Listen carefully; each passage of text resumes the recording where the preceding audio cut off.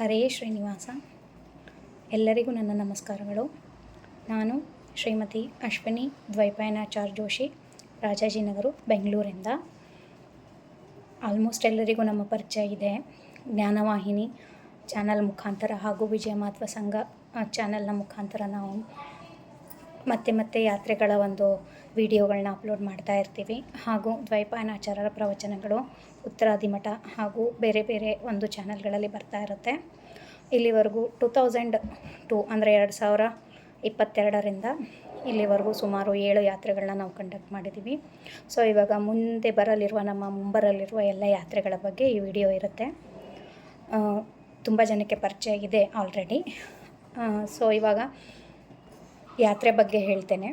ಇವಾಗ ನವಂಬರ್ ಮಂತಲ್ಲಿ ಉತ್ತರ ಭಾರತ ಯಾತ್ರೆ ಇದೆ.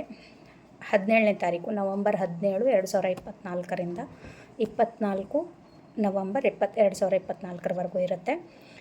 ಈ ಒಂದು 8 ದಿನಗಳ ಕಾಲಾವಧಿಯಲ್ಲಿ ನಾವು ನೈಮಿಷಾರಣ್ಯ, ಅಯೋಧ್ಯ, ಗಯಾ, ಪ್ರಯಾಗ್ರಾಜ್, ಚಿತ್ರಕೂಟ ಹಾಗೂ ಕಾಶಿ ಕ್ಷೇತ್ರವನ್ನು ವೀಕ್ಷಣೆ ಮಾಡ್ತೀವಿ. ಪ್ಯಾಕೇಜ್ನ ವಿವರ 17,000 ಪ್ರತಿಯೊಬ್ಬರಿಗಿರುತ್ತೆ. ತಮ್ಮ ಊರುಗಳಿಂದ ಲಕ್ನೋವರೆಗೂ ಬರೋ ಚಾರ್ಜಸ್ಸು ನಿಮ್ಮದೇ ಆಗಿರುತ್ತೆ. ಲಕ್ನೋ ಏರ್ಪೋರ್ಟು ಅಥವಾ ರೈಲ್ವೆ ಮುಖಾಂತರ ಬರೋರಿಗೆ ರೈಲ್ವೆ ಸ್ಟೇಷನಿಂದ ಪಿಕಪ್ ಇರುತ್ತೆ ನಮ್ಮದು. ಅಲ್ಲಿಂದ ನಿಮ್ಮ ಯಾತ್ರೆ ಪ್ಯಾಕೇಜ್ ಸ್ಟಾರ್ಟ್ ಆಗುತ್ತೆ ಬಸ್ಸಿಂದ.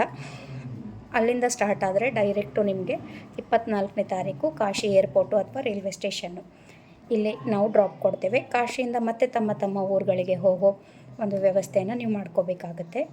ಫ್ಲೈಟಿಗೆ ಬರೋರಿಗೆ ನಾವು ಡೀಟೇಲ್ಸ್ಗಳನ್ನ ಕೊಡ್ತೀವಿ. ಟ್ರೈನ್ಗೆ ಬರೋರಿಗೆ ಇವಾಗ ಆಲ್ರೆಡಿ ಟಿಕೆಟ್ಸ್ಗಳು ಫುಲ್ ಆಗಿಬಿಟ್ಟಿದೆ. ಆ್ಯಂಡ್ ಮೋರೋವರ್ ಯಾರೂ ಜಾಸ್ತಿ ಟ್ರೈನ್ಗೆ ಪ್ರಿಫರೆನ್ಸ್ ಮಾಡೋದಿಲ್ಲ. ಅಕಸ್ಮಾತ್ ಬರೋರು ನೀವು ವೇಟಿಂಗ್ ಲಿಸ್ಟ್ ತೊಗೊಂಡು ವೆಯ್ಟ್ ಮಾಡ್ಕೊಂಡು ಬರ್ತೀನಿ ಅನ್ನೋರಿಗೆ ಅದರದ್ದು ಇನ್ಫಾರ್ಮೇಷನ್ ಕೊಡ್ತೀವಿ. ಯಾರಿಗೆ ಟಿಕೆಟ್ಗಳು ಬುಕ್ ಮಾಡ್ಕೊಳ್ಳೋಕ್ಕಾಗಲ್ಲ ವಿಮಾನದ್ದು ಅಂದರೆ ನಮ್ಮ ಹತ್ರ ಏಜೆನ್ಸಿದವರು ಇದ್ದಾರೆ. ನಾವು ಏಜೆನ್ಸಿದವ್ರ ಮುಖಾಂತರ ನಿಮಗೆ ಟಿಕೆಟ್ಗಳನ್ನ ಬುಕ್ ಮಾಡಿಸಿ ಕೊಡ್ತೀವಿ. ಬೆಂಗಳೂರು ಏರ್ಪೋರ್ಟ್ಗೆ ನೀವು ಬರಬೇಕಾಗತ್ತೆ.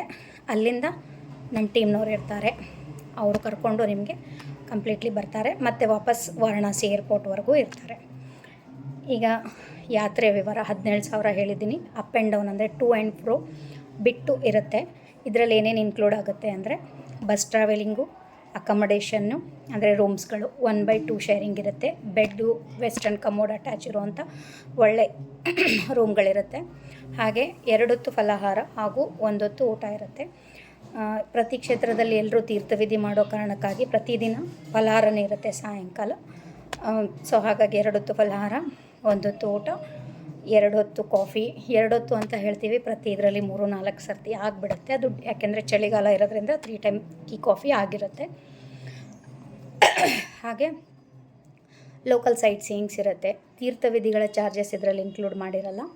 ಹಾಗೂ ಚಿತ್ರಕೂಟದಲ್ಲಿ ಬೋಟಿಂಗ್ ಆಪ್ಷನ್ ಇದೆ. ಆ್ಯಕ್ಚುಲಿ ನಾವು ನಡ್ಕೊಂಡೇ ಹೋಗ್ಬೋದು. ಇಂಟ್ರೆಸ್ಟೆಡ್ ಇರೋರು ಅವ್ರು ಹೌಸ್ ಬೋಟ್ ಥರ ಮಾಡಿರ್ತಾರೆ. ನಿಮಗೆ ಇಚ್ಛೆ ಇದೆ ಅಂದರೆ ನೀವುಗಳನ್ನು ಅದನ್ನು ಉಪಯೋಗ ಮಾಡ್ಕೋಬೋದು.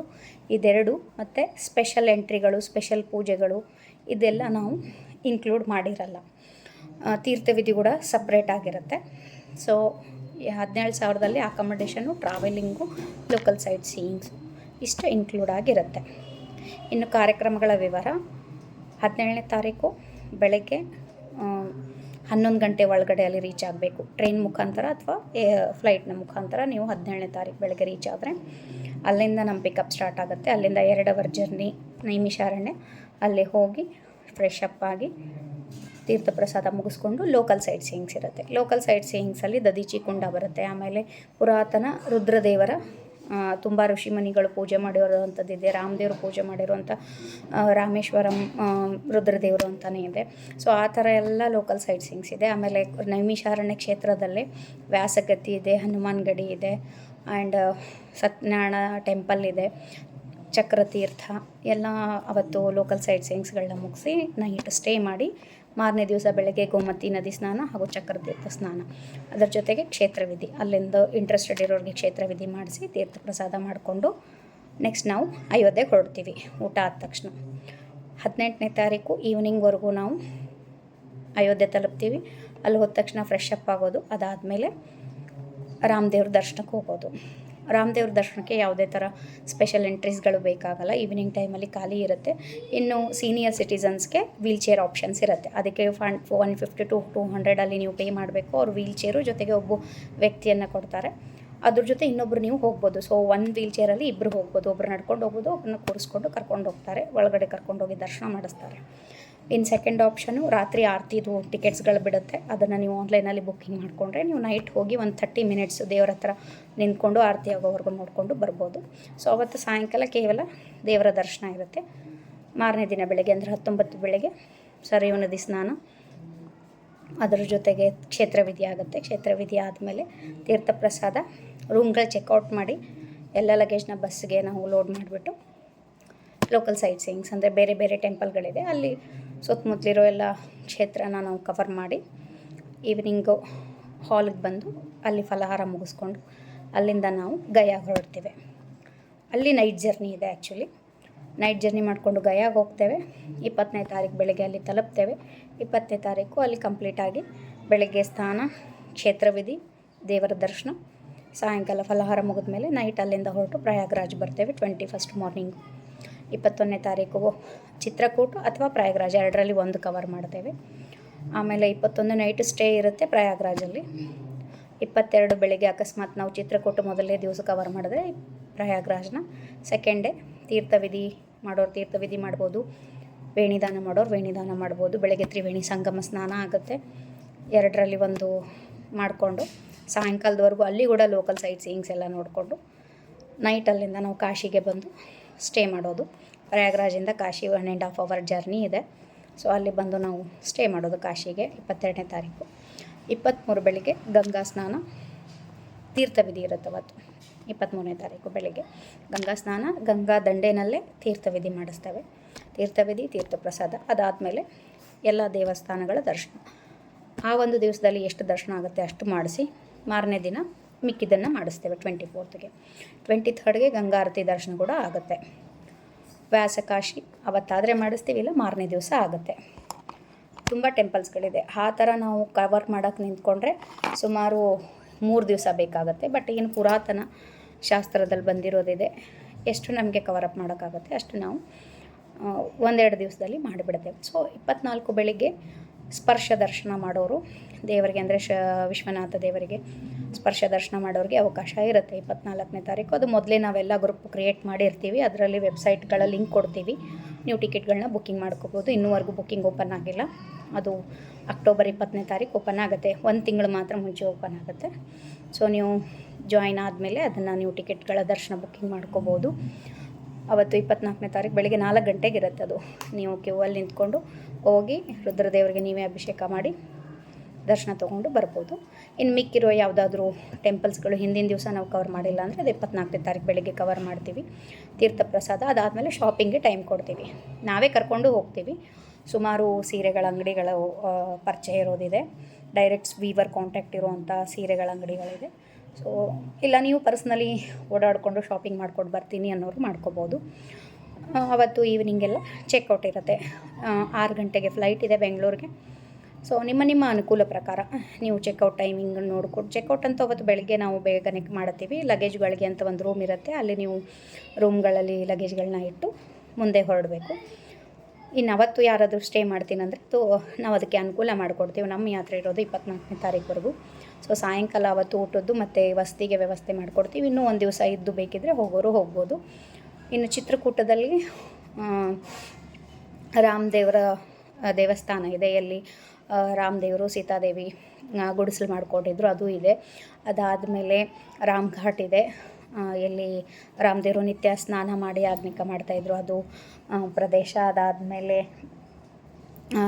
ರಾಮದೇವರು ಮತ್ತು ಭರತ ಮಿಲಾಪ ಆಗಿರೋವಂಥ ಕ್ಷೇತ್ರ ಇದೆ. ಅಲ್ಲೆಲ್ಲ ನೋಡಿಕೊಂಡು ಅದಾದಮೇಲೆ ಗುಪ್ತ ಗೋದಾವರಿ ಅಂತ ಬರುತ್ತೆ. ಅದರದ್ದು ಎಲ್ಲ ಇನ್ಫಾರ್ಮೇಷನ್ಸು ಲೈಕ್ ಪ್ರತಿಯೊಂದರ ನಿಮಗೆ ಹಿಸ್ಟ್ರಿ ಪ್ರವಚನ ಅದೆಲ್ಲ ನಿಮಗೆ ಸಿಗುತ್ತೆ. ಆಚಾರು ಜೊತೆಗೆ ಬರ್ತಾ ಇರ್ತಾರೆ, ದ್ವೈಪಾಯನಾಚಾರು. ಅವರು ಎಲ್ಲ ಕಡೆಯೂ ನೀವು ಯಾವ ಪ್ರದೇಶಕ್ಕೆ ಹೋಗ್ತಾ ಇರ್ತೀರಿ, ಯಾವ ಪ್ಲೇಸಿಗೆ ಹೋಗ್ತಾ ಇರ್ತೀರಿ, ಅದರ ಬಗ್ಗೆ ನಿಮಗೆ ಬಸ್ಸಲ್ಲೇ ಅವರು ಪ್ರವಚನ ಮಾಡ್ತಾರೆ. ಸೊ ದಟ್ ನೀವು ಒಂದು ಕಾನ್ಸೆಪ್ಟ್ ಇಟ್ಕೊಂಡು ಅದನ್ನು ನೋಡ್ಬೋದು.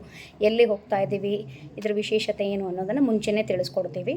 ಸೊ ಹಾಗಾಗಿ ಅದರದ್ದು ಇನ್ಫಾರ್ಮೇಷನ್ ಅಲ್ಲೇ ಸಿಗುತ್ತೆ ನಿಮಗೆ. ಗುಪ್ತ ಗೋದಾವರಿ ಹಾಗೂ ಇನ್ನೊಂದು ಪ್ಲೇಸು ಅಂದರೆ ಹನುಮಾನ್ ಧಾರ.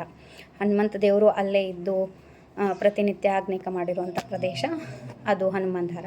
ಇದೆಲ್ಲ ಚಿತ್ರಕೂಟದಲ್ಲಿ ಕವರ್ ಆಗುತ್ತೆ. ಇದಕ್ಕೂ ಮುಂಚೆ ನಾವು ಕೇವಲ ನೈಮಿಷಾರಣ್ಯ, ಕಾಶಿ, ಗಯಾ, ಪ್ರಯಾಗ್ ಮತ್ತು ಅಯೋಧ್ಯೆ ಮಾಡಿದ್ವಿ.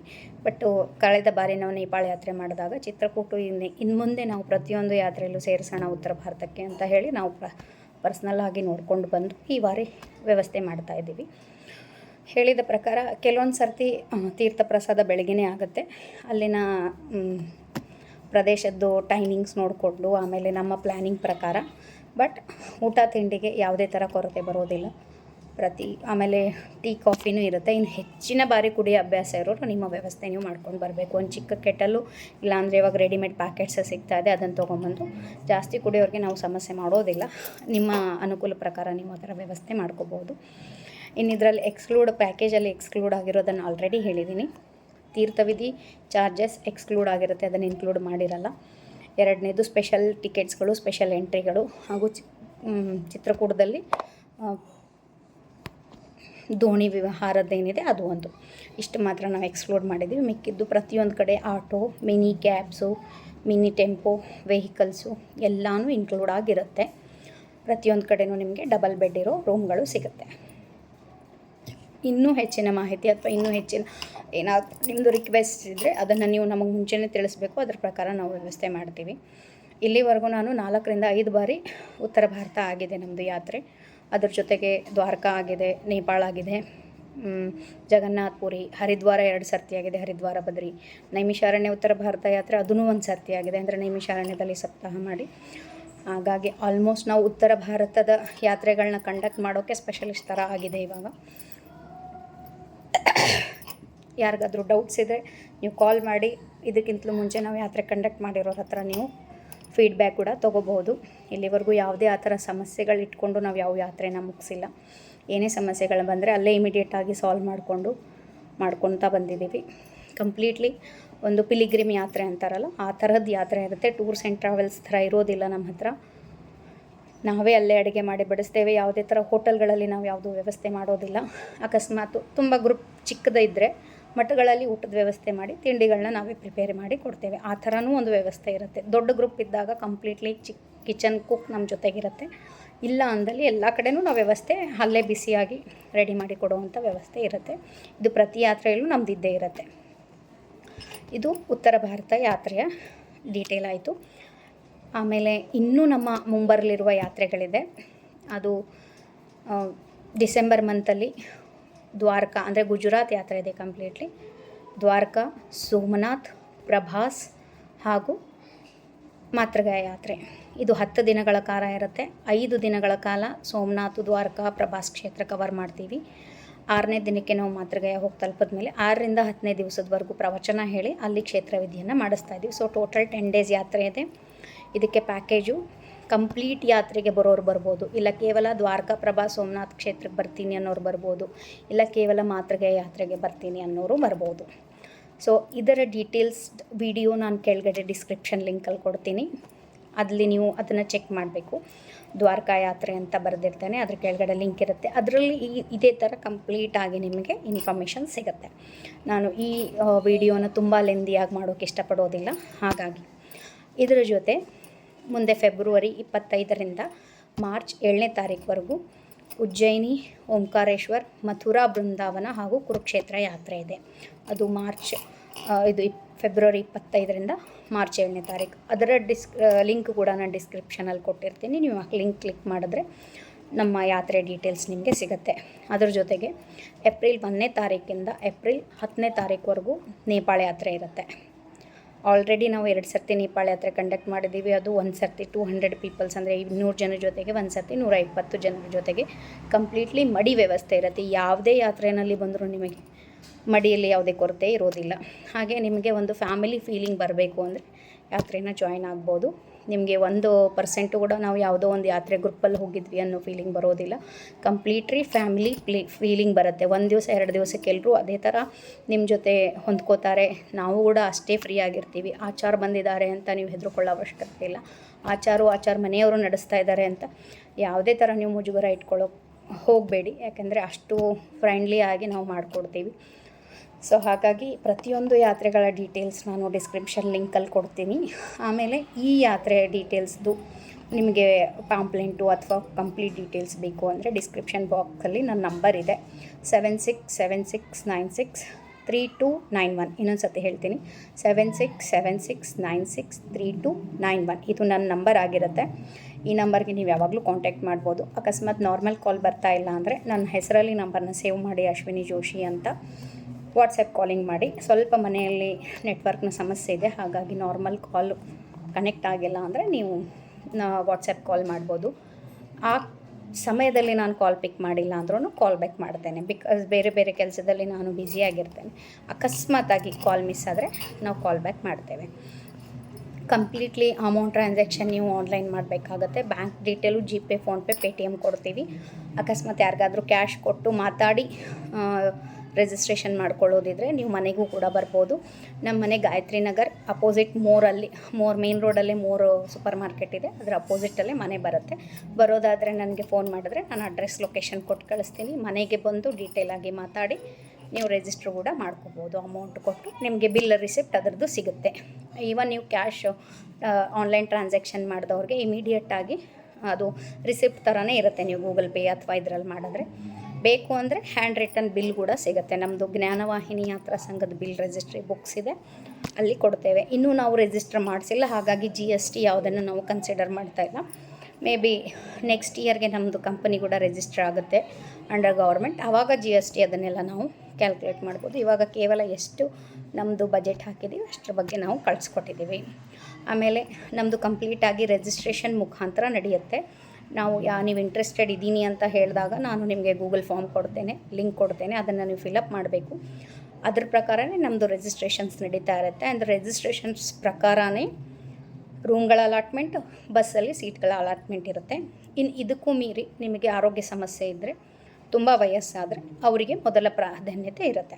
ಇವಾಗ 80 ಆ್ಯಂಡ್ ಅಬೌವ್, ಯಾರಿಗೆ ಕಾಲಿನ ಆಪ್ರೇಷನ್ ಆಗಿರುತ್ತೆ, ಯಾರಿಗೆ ಸೊಂಟ ನೋವು ಇರುತ್ತೆ, ಅಂದರೆ ಪ್ರಾಬ್ಲಮ್ ಆಗಿ ಆಪ್ರೇಷನ್ ಆಗಿರೋರು ಇರುತ್ತೆ, ಅವರಿಗೆ ಮೊದಲ ಆದ್ಯತೆ ಇರುತ್ತೆ. ಅದಾದಮೇಲೆ ರಿಜಿಸ್ಟ್ರೇಷನ್ ನಂಬರ್ನ ನಾವು ಕನ್ಸಿಡರ್ ಮಾಡ್ತೀವಿ. ಸೊ ಈ ಥರ ನಮ್ಮದು ವರ್ಕ್ ಆಗುತ್ತೆ. ಸೊ ಕಂಪ್ಲೀಟ್ ಇನ್ಫಾರ್ಮೇಷನ್ ಕೊಟ್ಟಿದ್ದೀನಿ ಉತ್ತರ ಭಾರತ ಯಾತ್ರೆ ಬಗ್ಗೆ. ಏನಾದರೂ ಡೌಟ್ಸ್ ಇದ್ದರೆ ನೀವು ಕಾಲ್ ಮಾಡ್ಬೋದು. ನಾನು ಮತ್ತೆ ಇನ್ಫಾರ್ಮೇಷನ್ಗಳೊಂದಿಗೆ ಬರ್ತೇನೆ. ನಮಸ್ಕಾರ.